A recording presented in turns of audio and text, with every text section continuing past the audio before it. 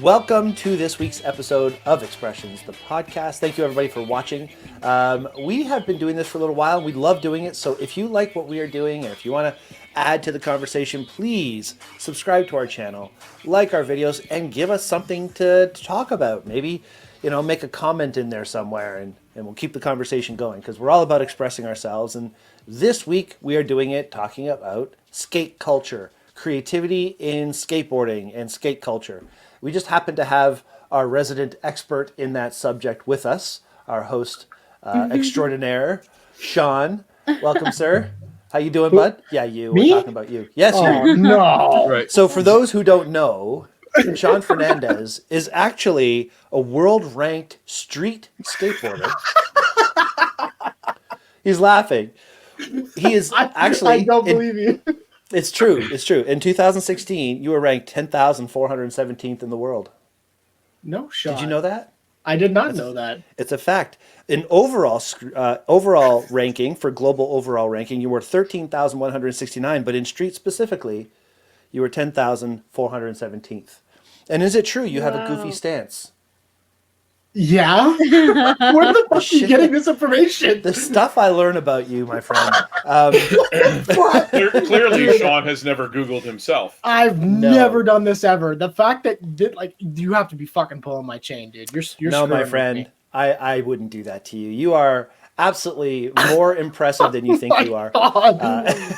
Jesus Christ. I was impressed the first time I met you with your skate and the way you were able to just move. And it's like you do things just because you like to do it. Yeah, I mean... We were just talking about that, how you like to just throw yourself down a flight of stairs, but there's more to it than that. I'm going to say were because you're not doing it right now. Naturally gifted and able to do things. I saw it myself. You might not believe it. But having you on this show and being able to talk about the culture and the creativity side of it, I think this is a real great opportunity for us. So we're grabbing that opportunity. I'm going to grab you and I'm going to shake you around and get some answers out of you. All right, okay. Right. So I'll just do this. I'll hold him down. Yeah, you hold him and I'll get him from this side or this side. I'm never going to get that right. Yeah. Anyway, before we get to that, Aurora, how are you doing this week? I'm doing good. A little tired for sure. I had a busier day than I normally do on a Monday. I had a workout at 9 a.m. with my trainer, and then I went into work at Good Life to make up for shifts that I'm missing this week. And then I came back home, started doing stuff around the house, and then I got ready for the podcast. So But that's just today. You did yesterday. And yesterday I learned something about myself. I think you already knew about this about yourself. I did, but it wasn't so obvious. It was always like I thought I was just kind of joking about it, but it's not just joking. Okay, so yesterday Aurora did at the store at Henry's there, we did a Easter kids and pets portrait event. Now Aurora, as always, was spectacular. I mean, so good with the kids, so good with the pets. When isn't she spectacular? I've never not known her to be spectacular. I think it's between 2:38 and 3:40 in the 2:40 in the morning. That's that 2 minutes a day. Fair enough. It's not spectacular. I am not at my best at that time in the morning. I will strange rule. There's one snore, and that's it. And then she's fabulous again. So the whole event started off with families coming in guys. and getting their portraits done and the kids. And then I checked out because one of the kids basically lost his mind. And Aurora's taking pictures of the other kid. And this one kid has just lost his mind. And I don't know why parents didn't just take the kid out. I mean, I'm from a different generation. If I had acted like that in a store, my parents would have smacked me in the ass, brought me to the car, and I would never be allowed to go out of the house again. So that's just kind of like my brain goes there, right? And then for the rest of the day, all that's happening is this temperament is just like growing in this, and little kids are screaming. And I don't mind the pets. We had a great pet day that was actually more busy. And I left that day feeling refreshed and happy. And then with these kids, so I've learned about myself through this event that I have an uncontrollable reflex reaction to children. which I don't know if I'm proud of, but it's a thing. So I'm accepting it, and I think I'm going to move on. And I appreciate you being so okay with that yesterday, Aurora. It's okay. Yeah. It's okay. Well- Again, not everybody can deal with kids, and I feel like, yeah, definitely there were a couple challenges throughout the day. I mean, we had a couple temper tantrums, and some other things going on as well, and unplanned changes to the photo shoot times, and lots to go to. And I had a concert to go to after, so we closed up the store about 30 minutes later than we were supposed to because of some unplanned changes, and then a pretty difficult return exchange sale right at the end of the day. And so I had to rush off to the concert, but it was pretty awesome. So crazy day, concert, waking up early, going to work, doing all the stuff you do, and now you're here. So thank you for being here. That was a really long section about me. Yeah, that's okay. You're worth it. That's okay. Brian took a little bit of heat there. I did. I did. Mark, how are you doing this week, bud? I'm doing good. I did not shoot any children portraits, but I am still working on hockey pictures. I was doing that today a little bit, not rubbing in, but I did sleep until noon today, so that was kind of nice. Although I was feeling under the weather. I'm not 100%. I was hoping my voice would be a little more sexy and raspy, but I too went to a concert last week. My friend flew to Thunder Bay, which was awesome, and then we went to see Buck Cherry and Skid Row with their opening band. There was 3 bands. The opening band was called Sierra Pilot, Canadian band. They were quite good. So if you're look up Sierra Pilot, they were really, really good. But the crowning touch on the day was my friend that flew up. He had been in contact with the guitar player from Skid Row, who makes his own guitar effects pedals. And so Jay had wanted to buy one of these effects pedals, and they basically arranged to meet before the show so that Jay could buy the pedal off him. So we met Scotty Hill from Skid Row. We met him for, I think it was 2:00 last Wednesday afternoon. And we had like a 20-minute chat with him. We just stood there and shot the shit. He's a really cool guy, and ended up with, of all things to the show, backstage passes. So that was pretty cool until the weather started coming through south of the border, and they had to cut off all the backstage activities. So there was actually no meet and greet after the show, but I have the passes, and I got to meet Scotty Hill, who was just a fantastic guy.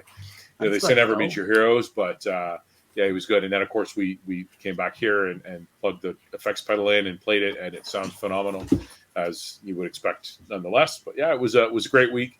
And of course, now we're getting snow here, which I am ignoring, and I'm not going to clear it. I'm just going to drive the truck over it a bunch of times, flatten it out so that I can get out of the driveway. So, yeah. Awesome. I've already got my tires changed over, so any snow we get from now forward, it's just like, living day by day, see if I can make it through the day. Same here, Fun man. stuff. I had to put mine It's on. like My car was spinning the fucking mad roulette at me. Spin that roulette wheel. Had to. All right, Shawn, let's talk about this, buddy. Let's get into it. First off, how has your week been? Good. I did not shoot portraits of children, but I did shoot children, though. Technically speaking. I know this is going to make me sound terrible, but like... No. Only to some. I wish I could change somebody else's little status here, because I would make Sean say Oh my school God. shooter, you know. Oh, no. No, I didn't. That's pushing it. I did it in a safe space. Don't worry. I went airsofting on Friday, and I told you guys all about it, at least a little bit about it. There just so happened to be like a birthday party of like some 10-year-old kids, whatever, and they just so happened to think that I was the greatest thing since sliced bread in terms of airsofting, which I shut them down very hard because I'm not good by any sense. I go every time and I learn more, and I try and improve myself every time I go. So it was fun, and I have a little photo. I sent it to you guys in the chat, but that would be my middle finger and my holographic sight from a youngling that has very, very good aim. So that's $80 down the drain, and I've lost the use of one of my favorite fingers. Sorry, what finger was that? Fortunately, you have two. It's this one. Right Oh, here, that this one. Right That there. one right there. See? Okay. There. Yeah. Just just for you, Brian. That looks a little painful. I appreciate it. But yeah, no, I went there and I was supposed to work in the evening. Believe it or not, I was supposed to go out plowing. Thank God, my boss called me about 20 minutes before I had left for the field. And the second I got there, instead of just easing into my normal routine and taking everything slow for the first couple of games, I put fucking foot to gas and I went absolutely so hard that I came home and I could not walk. So it was good. It's a good time. Kind of how you skateboard too, isn't it? Oh God, yeah, that was yeah. No, that's yeah. We're gonna learn a lot about me and my terrible habits in terms of the plank in the wood and the sidewalk surfing. Well, Perfect. let's get into that a little bit, guys. Sidewalk surfing, you say. That's obviously a reference to how it all started. Skateboarding originally started in the late 40s, early 50s as a way for surfers who were, amped about surfing to get around when the tide was low or when the waves weren't high.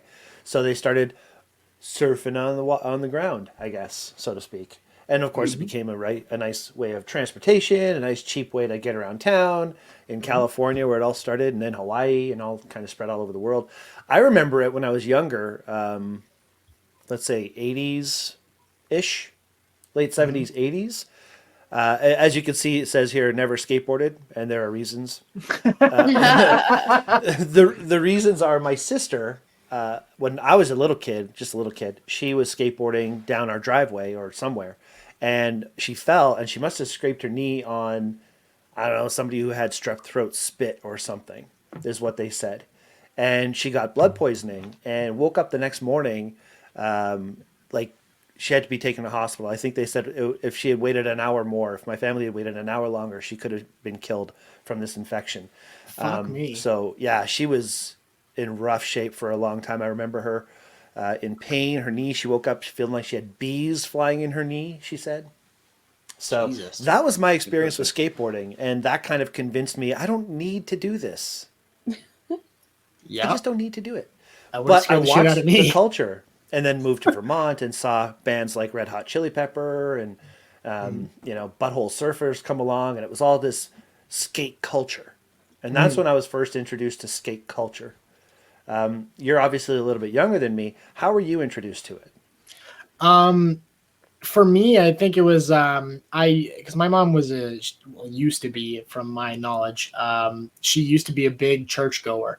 Like we would go to church every Sunday, and judging by how I speak now and the way I hold myself, you would never know that because I cuss like a sailor. But I would go, and a lot of the older guys, I guess, or like a few, several years older than me, a lot of them would skateboard outside the front of the church, especially in the summer. And for some reason, I was so enamored by that, right? So I was like, man, this looks freaking awesome, right? So a few of them, they banded together. They bought me my first video game system, which I believe was a PlayStation 2, I think. And they had Tony Hawk's Pro Skater 3 and all this other stuff. So immediately I just immersed myself in these video games. And then from those video games, I would go out to my garage. Like I'd bug my mom for a board for so long. She got me one. And from there, it was just, I hit the ground running, and I just started doing shit that I would see in the games. And then eventually over a span of, I think I was doing it for, as of last year, I think it was about 21 or 22 years, because I started when I was 7. So it was, it's very, very long road. After a certain point in my teenage years, I ended up using it as a form of therapy for myself to kind of take whatever anger, frustration, sadness that I had about, my life and all the shit that I was dealing with. And I would funnel all of that into learning learning new things and tossing myself down a bunch of crazy shit and, just trying to be better in terms of myself. But I would basically just beat the shit out of my body, and I would go home and I would be so calm, but also in excruciating pain. So it was kind of like a shitty way. Yeah, it was a shitty way of therapy. But for me, it worked for a very, very long time until I was like, yeah, my body can't do this shit no more. Yeah, So, that shouldn't take too long, throwing yourself downstairs and stuff like that. So, Yeah. but it's interesting. I was thinking about it when I was making notes for this conversation. I realized that it's not just a skater boy we have on the show. We also have a skater girl. I mean, Aurora, you were Aurora. an actual ice skater, and Yeah. oh, there's a lot of difference though in the culture between the ice skating and skateboarding.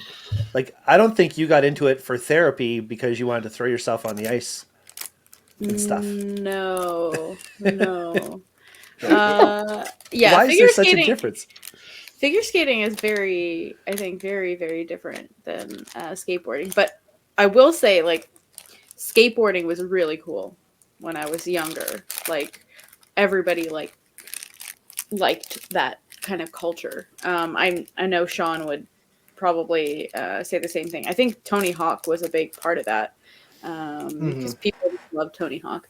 But That's my generation too, though. I mean, Tony Hawk's Yeah, well, been Tony's around been since in day the one. sport for so long, right? oh yeah. Yeah. Mhm. yeah.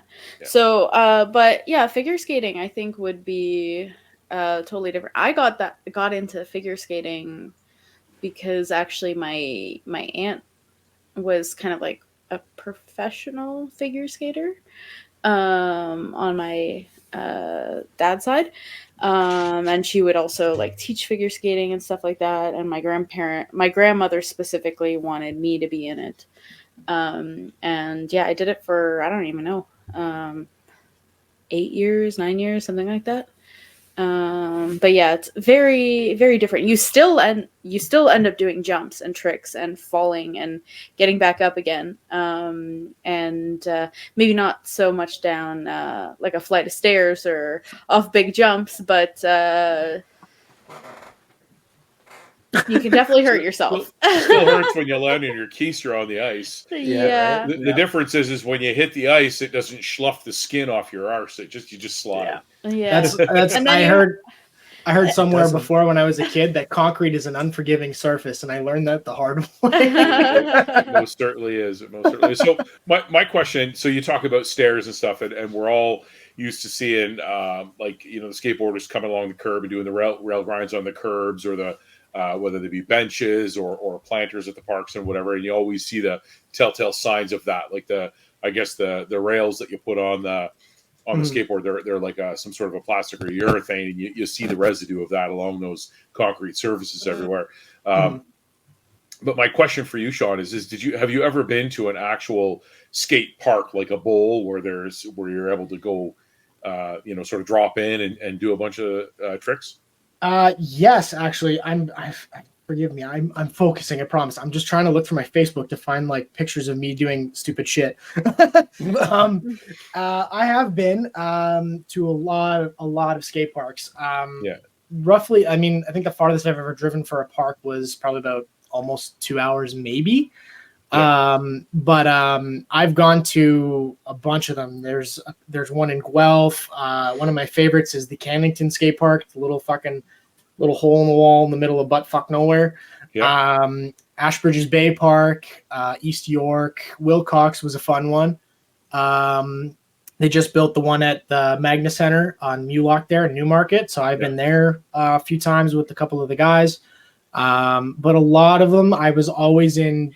Well, at least when I started really to I guess, I'm going to make it sound weird, but when I started to blossom and flourish in the sport, I was going to Toronto like almost every weekend with my buddies, and we would get up at like the ass crack of dawn, get on the TTC, and we would just go out like even in the winter, like -10, and we would go nuts. Yeah, there's there's one that was a good day, man. I mean, aside from the fact that I was feeling like a bag of dicks, it was a good day. That was a day I met Brian. Actually, it was one of my favorite days. That was a great day. I had so much fun. I'd never shot that kind of stuff before, so getting that opportunity, having you jumping over me. Yeah. I mean, oh man, so much getting fun. that timing wasn't easy, but I wonder if I don't know if I. Yeah. Well, and there's certainly something in it, because the guys that do it, we get to, Brian and I definitely get to live vicariously through you, because I never had the balance for skateboarding. I had skateboards as a child, but never, I lived on a hill. So it was like you rode the skateboard down the hill, and if you didn't wipe out and slide down the asphalt on your face, you had a good run. but I got tired of walking back up the hill with my that's fair. skateboard. So that's, I had a BMX bike, and so I was the BMXer. So always, jumps and stuff like that. But always admired the guys that could sidewalk surf, and now I still, to this day, I watch skateboarding videos on TikTok or Instagram Reels or whatever, and I'm like, how do they, like, I know on a bike when you jump off something, how you can sort of throw it around. I got my hands to do that, but how they get this skateboard, flip it around all in the air with their fucking feet and land on it and not die is something I never will understand. That's a photo a buddy of mine took, Jarek. He's one of my photographers and videographers that I was very, very good friends with. Still am, actually, believe it or not. But he took this wild photo of me at the King City Park. Yeah. And I was doing a big old kickflip. And I mean, if the picture was a bit clearer, I guess I could show you. But there's like, I wonder if I can zoom in. But there's like a little piece of pizza that I cut out of the grip tape on my board there. You don't know if you can see it. Yeah, I can see that. Yeah.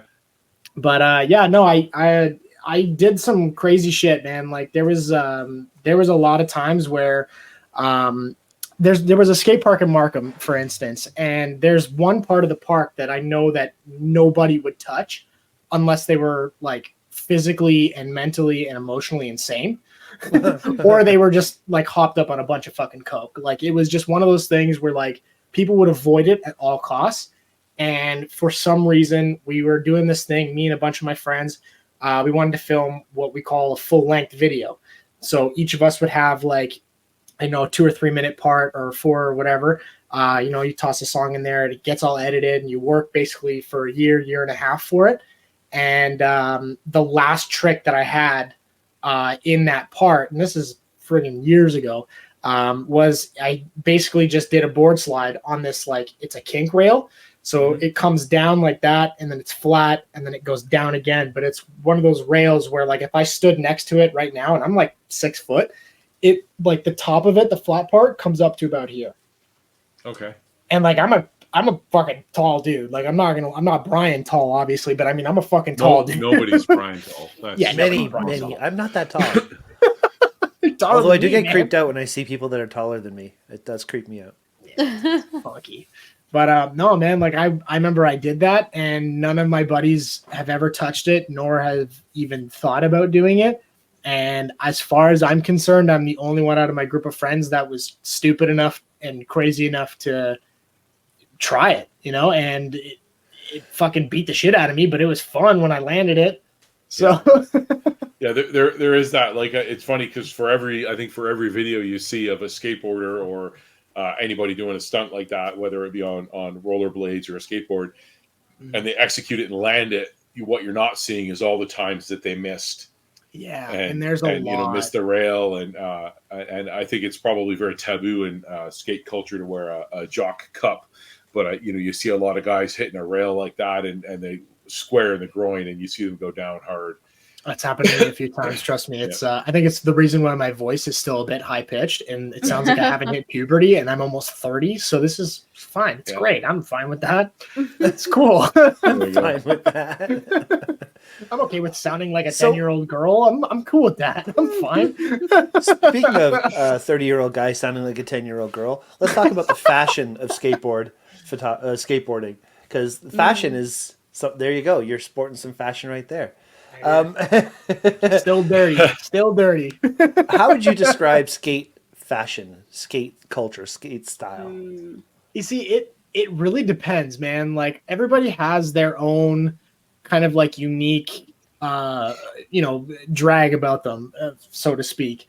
A lot of it for me was when I first started and I was starting to really like wanting to take it seriously when I was, like early teens or whatever. I was in skinny jeans and Hollister, man. And I know that was a terrible fucking idea because skinny jeans and blood flow do not mix at all. Ever. Also flexibility, when you're trying to do tricks and stuff. Exactly. So over time, I mean, I wear a lot of baggy clothes now, but I started to really enjoy like the early 2000s style that everyone had, like the big blocky shoes and, you know, not parachute pants, obviously, but like, you know, baggier pants, like cargo pants and, you know, like a long ass t-shirts, like friggin' wearing XL basically. But I enjoyed that style a lot. And that was kind of like where I centered my kind of like my look and how I felt comfortable, you know, being at the park. Like that's how I would dress. Nowadays I kind of just put on like super like high shorts, like shorts that cover like probably about half of my thigh. And like they're just athletic shorts. I go out, I take my shirt off every time I get to the park because, you know, I heat up very quickly. And yeah, man, my style has changed like so much like over the last 20 some odd years. And it's different. It's really hard to say because there are people that, you know, I have a lot of buddies, like especially from Uxbridge, they love like thrash metal and death metal and all this other shit. And they dress like with the ripped skinny jeans and, you know, the jean cut off vests and all this other shit. And then I have my other buddies who are like into the really expensive stuff. Like they're wearing like Nikes and like all the Adidas pants and all that other stuff. So it varies, man. And I think music, I think has a lot to do with it. In terms of me, it kind of like switched here and there. But like I'm a big death metal dude, but I'll still dress like I'm going to like a 90s hip hop concert, basically. Like it's funky, but everybody does it so differently. Like they'll mix things, and it's so weird, but it's so interesting. But I think in general, I don't know if you'd agree, skate culture, skate fashion would be clothes that wear very hard. You know, you don't worry about getting them ripped up a little bit. You know, they hold a little bit, might protect you a little bit. Baggy clothes in general, just so that you can keep your limbs free and stuff. It's like what you were saying. So I think it's more for function, don't you, in some cases? Or in many cases? Is fashion the main trendsetter? Is it trying to look cool, or is it more just a combination of both? Because when I was in high school, there were people who did not skateboard, but they dressed like skateboarders, right? Yeah, I had that too. Yeah. I would call them posers because I was going to say those are posers. Yeah, and like when I think of those people, I think of like, well, those people or skateboarders in general. I think of like stores like West 49 and stuff like that. Select, man. Okay, thank you. I'm glad you just said that because that actually brings me to my next thing in the notes here. Does the success or mainstreaming of skateboarding risk removing the creative spirit, hence a sellout? Do you agree? Yes and no. Speaking of West 49, I used to go there, and I think that was my very first job as like a teenager. I worked there, and I idolized because he didn't really show up. He just kind of went there. No, once am I working here? Is it? I was like, I was only seasonal, and I didn't understand the point of a seasonal job. So when they fired me, I cried for like a week and a half because I was like, "This is my dream job," and then it sucked. But I'm here now, and I'm making money. I'm buying guns and shit. So I'm happy. I'm fine. And fuck West 49. He's not bitter. No. No, but when I was growing up and like when I was really, you know, itching to get out and, you know, go try and learn new things and really get into it, West 49 was the go-to place. Like skateboarding, snowboarding, like they even had like I think surf stuff at some point, like I think. But it was mainly just like skateboarding and snowboarding. Like I was like, this is great. Where do I sign? And over the years, and this is going to make me again sound like a huge fucking douche, but a lot of people and a lot of, you know, younger kids, the next generation behind me, they started getting into scooters, which to me, I was like, whatever, do what you want to do. Just stay the fuck out of my way and I won't have to kill you. So eventually West 49 ended up completely just disregarding the whole skateboarding thing. Like, all of their skate brands are like, for me, they've whittled down at least the stuff that I enjoyed. Like when I used to go there, it was all the grungy shit. Like, give me the Creature, give me the Santa Cruz, like give me anything that looks like I can spill blood and guts with it. You know what I mean? Like I was like, you know, pure like grindstone, like iron blood, all that shit. Like I was game for that. And then now it's like everything is just so it's so like dumbed down. It's like numbing.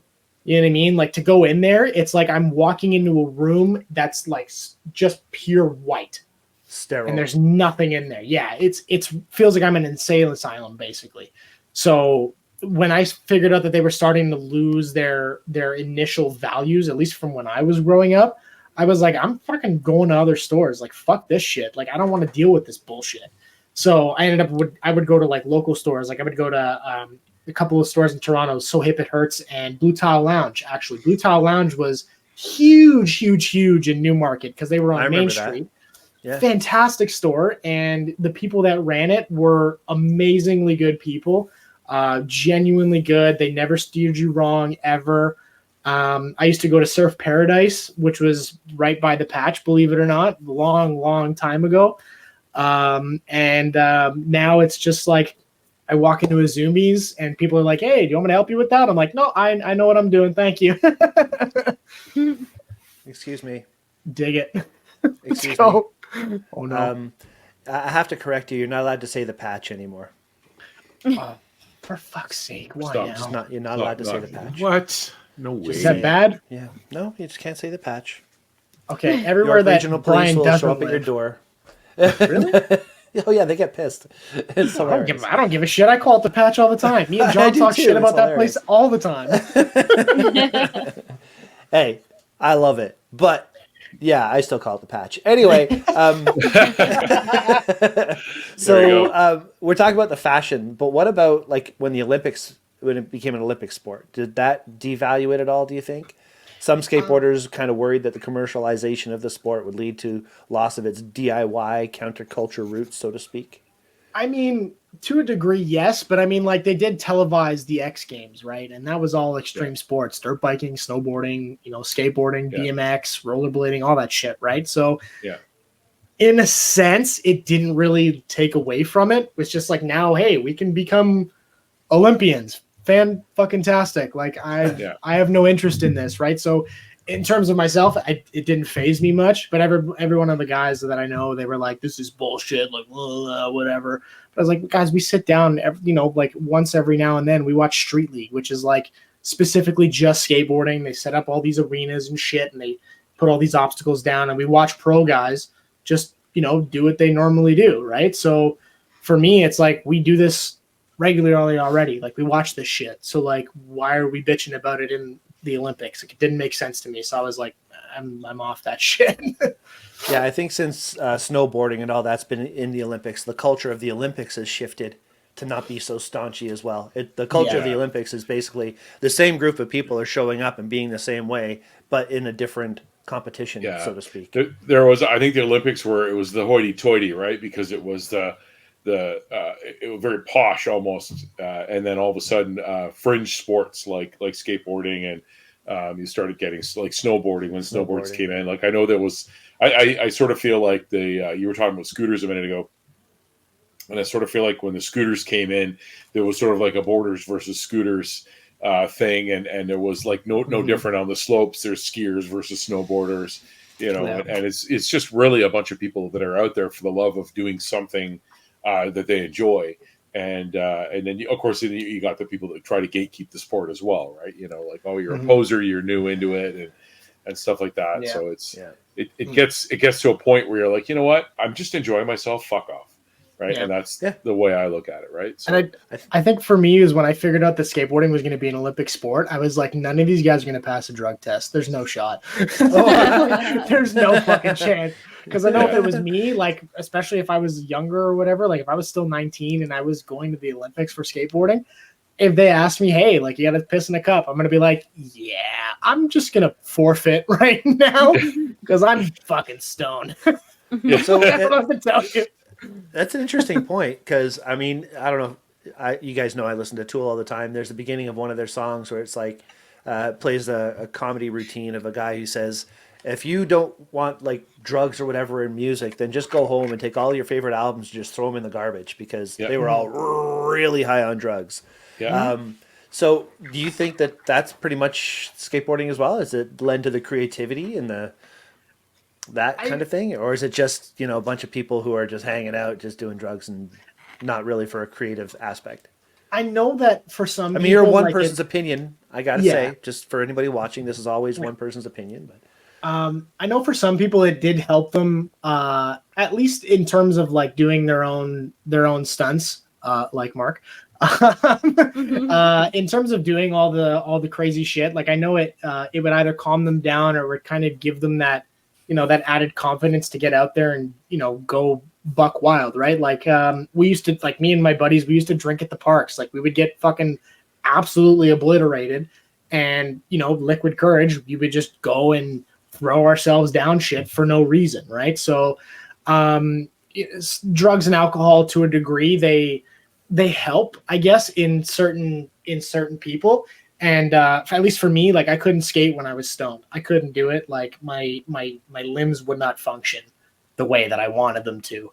I would have the odd 2 or 3 beers, and when I started to see double, I was like, "Yep, I'm done for the night."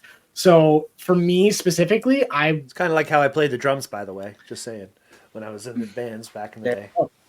Yeah, but no, for me specifically, I couldn't do the drugs and the alcohol stuff. Like I tried it, I really did, and that was a lot of the time where I was like, really, hey, I'm gonna go home and fucking smoke some weed or whatever, and it didn't work for me, But I know for a lot of people, and a few of my friends, it really does kind of pull out that, hey, I'm gonna say fuck it today, and whatever.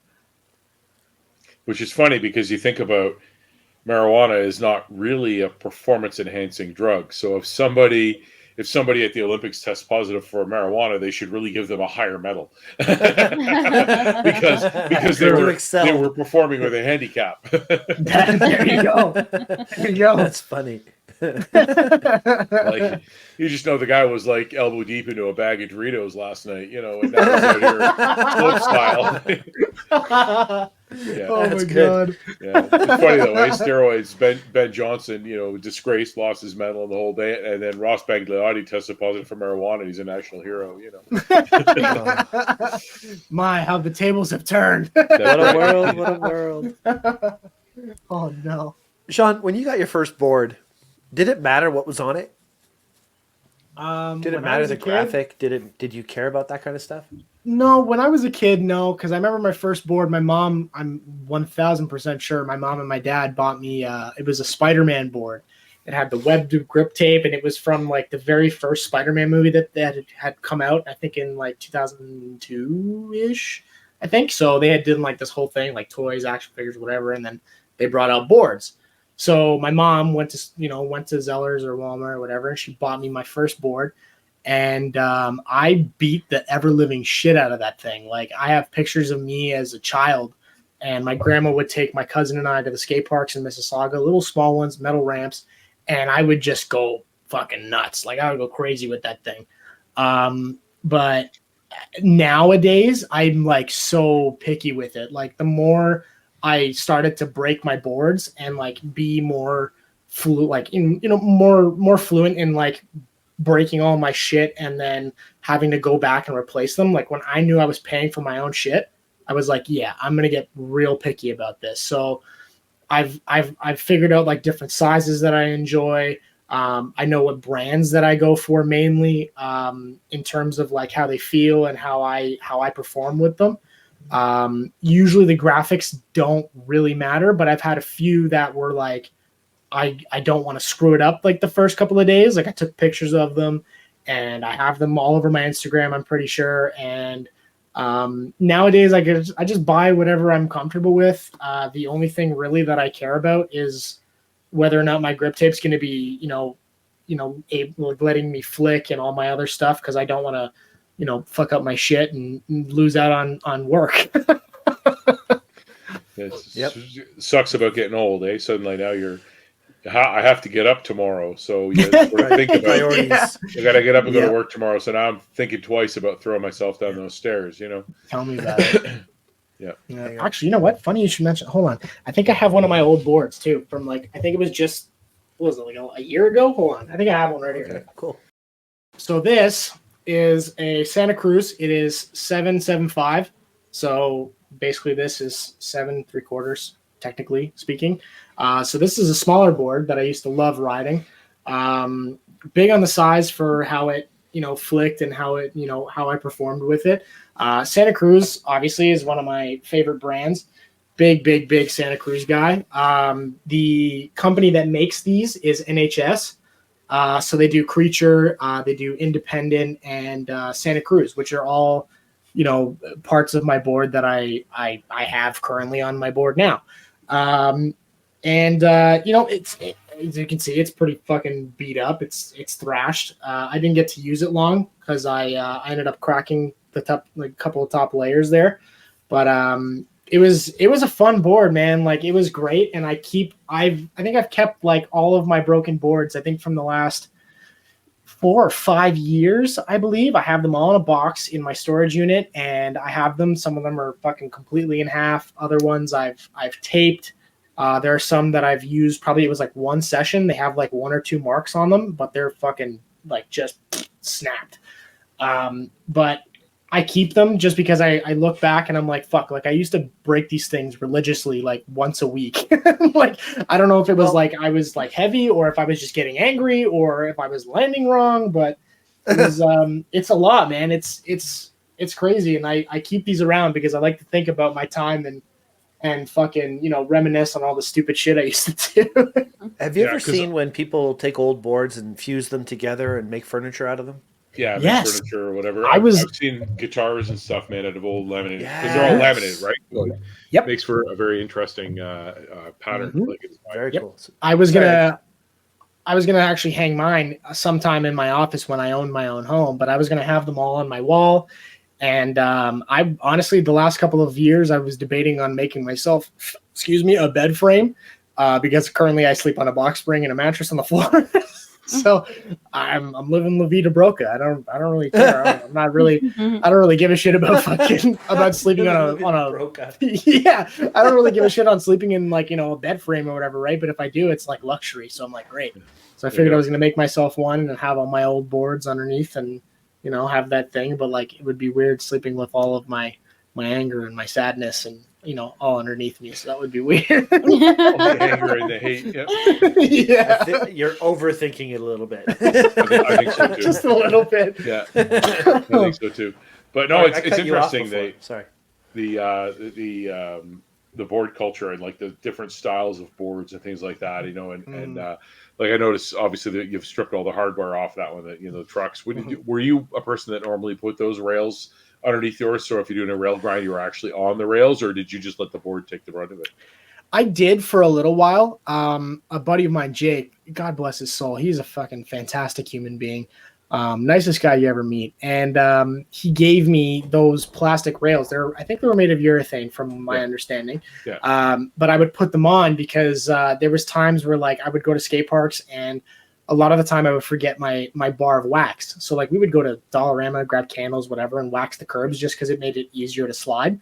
Yeah. But for those days where I was like, you know what, I don't really feel like bringing my backpack, I would just drill them in there. And that basically would help me get across, like, board slides and all that other stuff without having to overly wax the rail, piss off some other guy, or, potentially hit a rail without it being waxed and, lose some teeth.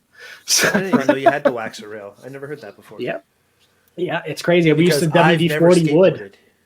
Yeah, we used to WD-40 wood and shit, and we would slide down it. We would WD-40 the driveway and power slide and all that other shit. Like, there's some creative shit that we used to do, and we would dick around for a few hours.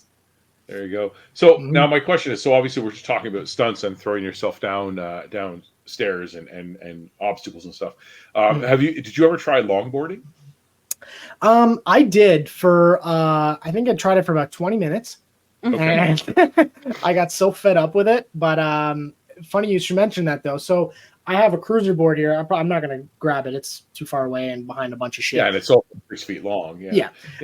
But it's the regular size, same size as this board. It's shaped, and I have longboard wheels on it, just a regular pair of trucks, some risers, and that was my way of getting to and from certain places. I bought it with a nose and a tail, so that way I could jump up curbs still and not have to worry about this giant fucking banana thing and stopping and eating shit, right? So that was it. Okay, cool. Yeah, because I did a couple of events where my friend's son was in longboarding, and I got asked to come out and shoot some events in the Bradford area, so that was kind of fun. They do some crazy shit, man. It's fucking wild. There used to be a shop, I think they're probably long gone, in Bradford, called Bare Bones. Yeah, but they're were long affiliated with- gone. Yeah, Fuck. so they did a fundraising thing that I was the photographer for, and it was a lot of fun. I mean, you're watching the guys come barreling down this hill and eat shit right into somebody like a hay bale, or and they of course they were racing, right? So they're it's all about going fast, Mhm. and it was just so much fun to watch. And of course they're all in full leathers and helmets and the whole bit, because these kids they're 60, 70, 80 kilometers an hour going down a hill. Like I remember my friend's son was he got his new longboard, and we took him out to a hill. We drive up the hill, and he starts going down the hill, and we're behind him in the truck, and we're doing 90 in the truck, and the longboard is outpacing us. Like, it was crazy. Like, There's crazy, man. you're on this like quarter inch of plywood, 3 inches off the ground, doing 90 kilometers an hour with your face tucked way down, and it's just craziness. But I think if longboarding had been a thing when I was a kid, that probably would have been more my jam, because I always loved to go fast. But I wasn't coordinated enough for the tricks. So Yeah. I mean, we used to go fast just on regular boards. Like, we would do what's called a hill bomb. So we'd start on like the biggest fucking hills we could find, and we would just go absolute, like, as fast as we could. We would try not to stop. And once we hit the bottom of the hill, it was road rash city, dude. It was bad, but it was fun as hell. yeah, it's that unforgiving surface again. Brian's losing it. Oh, he's No, like, I'm watching. He's computing. I'm watching a video. Oh, Oh, yes, I sent that in the chat just now. So that's me and Jake, actually, my buddy that I was just talking about. So that was, I think, the last video that I was in that I was actually, like, half decent, at least in my opinion. But so this is Jake. He's just carving the King City Bowl, and he's, again, very fluid with how he works, and he's a very loose dude, and the way he moves, watching him was like watching a professional do anything. Like, it was fantastic. And a lot of these are they were my really good friends, and watching them skate, whether they were better than me or not, it was always like the biggest spectacle. And we had a lot of good times, and we were fucking dicking around doing stupid shit like this, and throwing tomatoes at each other and at the park and all that other shit. But man, we had a lot of good times. This is just one of many, many, many videos that I've been a part of, and in terms of even being friends with John. Like, there's videos on the internet of John just going absolutely insane, but he also sets out like his goofy side, and we were all being a bunch of rowdy teenagers for no reason. I'm also pretty sure that on YouTube there's a video of us having like a hobo sock.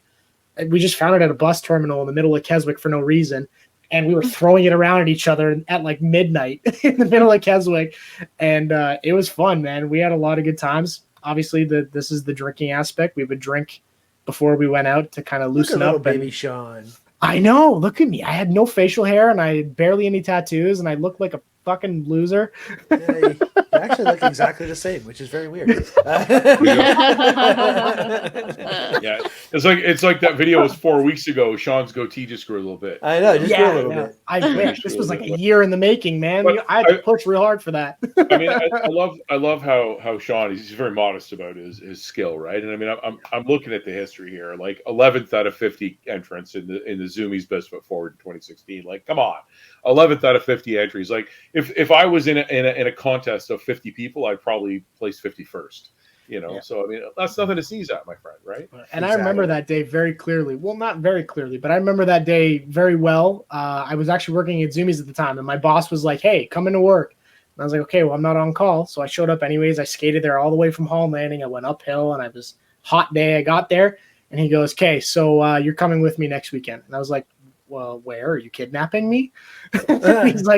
He's like, "No, I entered you into Zoomies Best Foot Forward." And I was like, I didn't consent to that, but okay, sure. So I went, no money at all, and I had one board, and I fucking skated my heart out, man. I had a good time with my coworkers, who were also very good friends of mine, and we had a good time. My boss was like my hype man, and it was a fun day, man. And being able to be, especially that high, out of 50 people, and being 19, 20 years old, I was like, this is fucking great. Like, I didn't think I would ever get there.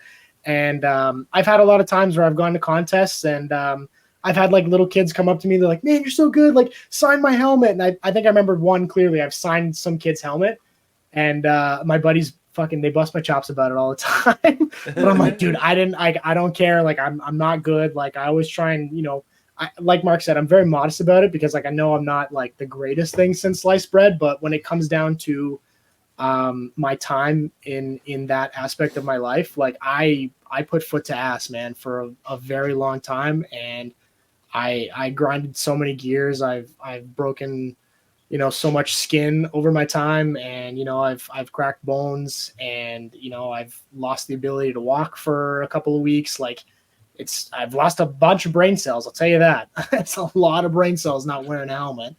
But it's, again, I'm not as good as the next guy, but I go and I basically just go to have fun with my friends. And to me, that's probably the greatest part of that aspect of my life. That's why we do what we do. That's why you did what you did. I think that's the most important takeaway from a show like this is remind people that we do things like this because we love to do it. We're creative because it helps us feel good. And there's nothing wrong with that. And you can't do it wrong. So I love it when I first met you and we did that skate day and I took those pictures and I thought like this kid is a professional. I thought you had honestly, I thought you had sponsors and Mike just kind of pulled you out of somewhere and you were, well, there you go. Right. And you were doing awesome. So yeah, give yourself some credit and thank you very much for being so open with everything that you've been through in your skate career on the show tonight. Appreciate you, man. And you know what? Awesome. I owe a lot of my skateboarding to, my dad specifically, because I would go and I would visit him and I'd bring my board and that man would watch me. And when I got tired, he's like, keep going. What are you doing? He's like, don't stop. I like this. This is fun. So he would watch me just, eat complete shit all the time. And he watched me progress for a good portion of those years. And when he passed, I took those emotions and I funneled it in. And over time, it just became this thing where like, I was basically like every time I would go to a contest, if I was doing something big, I would always stand at the top of the ramp. And with every try, I'd always be like, hey, like, Dad, like, give me a fucking hand here. I don't want to die. And, I feel like those years where I was really just, going ham and, always just, really, I feel like I was really blessed, especially to be loved by a guy like that. And the fact that he pushed me to, keep doing it. Like, yeah, my mom didn't like it, whatever, but, she didn't like a lot of the things that I did. But my dad was always like, dude, do whatever the fuck you want. Like, be happy. So, and those years of my life, like, yeah, they were a bit fucked up, but I mean, I had a lot of fun and I was a very happy kid, especially a teenager. And I owe a lot of that to my dad because he really pushed me for that shit. So, yeah, that's excellent. Now, you talk about, your dad pushing you and you eat shit and get back up and go at it again. When you were younger and starting out, did you wear a helmet and elbow guards and wrist protection and stuff like that? Or, not really. No? Okay. My mom wanted me to a lot. Yeah. But I was just that rebellious little spit fuck that I was just like, no, I don't want to do that. Yeah. But the only time I would ever wear, the only time I wear a helmet is when I went to the indoor because like you're supposed to. So that's the only time I wear a helmet now. And even then, if I go there and I still get brain damage. So it is what it is. Yeah. You definitely want to protect the cabbage. That's for sure. Yeah. The brain bucket only goes so far, man. Yeah. All these quotes I'm hearing here. My favorite quote of the night, by the way, is "It doesn't slough the skin off your arse." By Mark. I had to write that one down. That was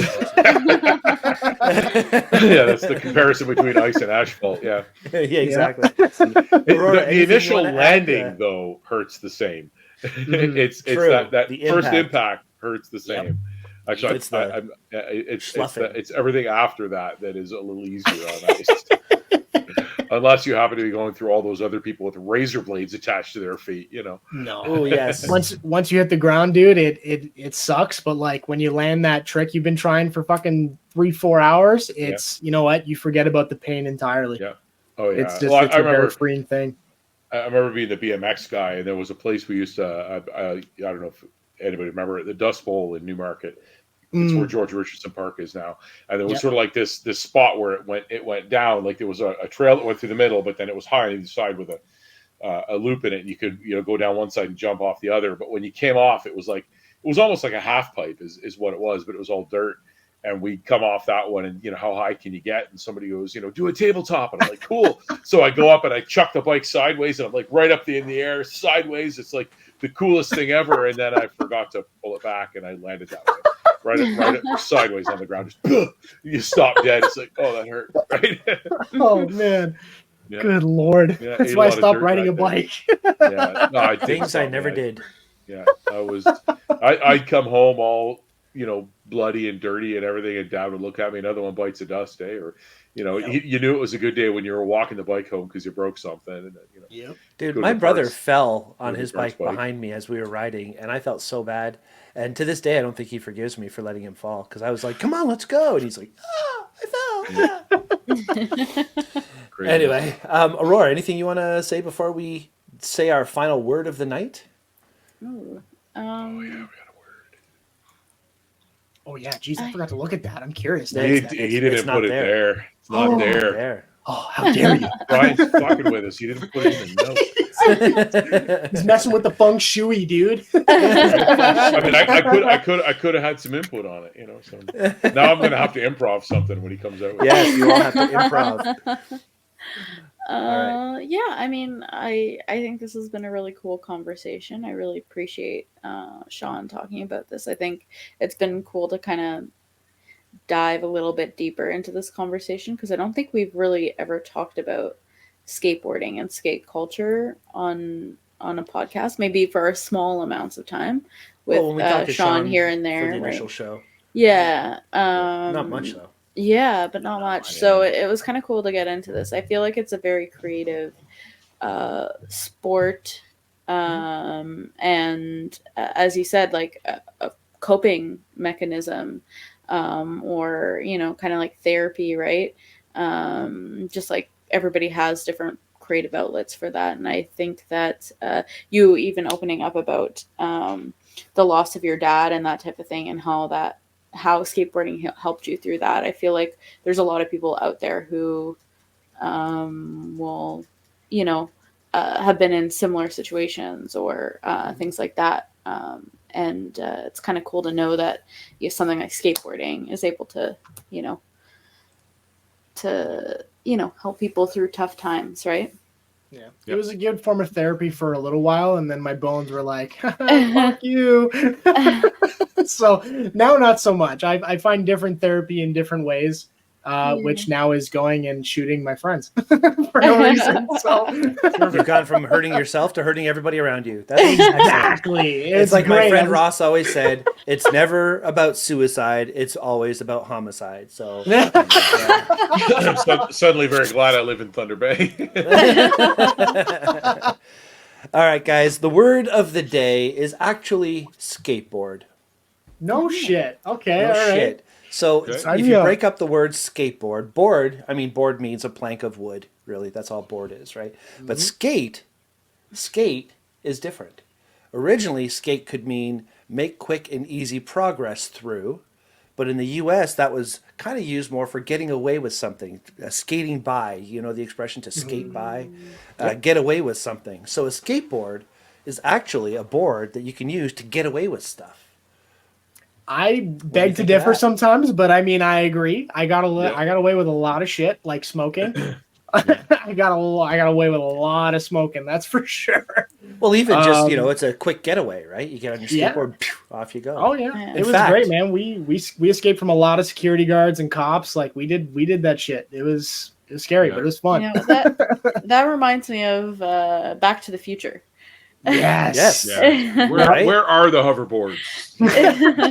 Never happened. Well, actually, it's starting to Instead, they're putting warnings not to eat Tide Pods. What the fuck? Yeah. I ate too many of those today, actually, for lunch. So I don't know. Yeah, just a little foamy at the mouth there. Yeah, they taste good, man. Sometimes like Windex, the other times like rat poison. It's just it's Yeah. leaves it up to the imagination. Oh my lord. Anywho, that was the show, and we're gonna leave everybody with a skating getaway of D-Man as he grabbed the belt at Barry Wrestling and skated away with it on his skateboard. That There you is go. fucking brilliant. I love that. There you go. That is Anyway, Anyway, awesome. guys, thank you all for being here on the show. Shawn, Mark, Aurora, I love you guys. This is always so fun to be here on a Monday night with you. And for everybody who's watched the show tonight, thank you so much for being there. Don't forget, this is season 4, episode 6, Sure. I think we're at today. And don't forget to like, subscribe, share this with your friends. I will see you all very soon. Take care. Bye-bye. Peace. Take care. Bye. Ooh, ooh.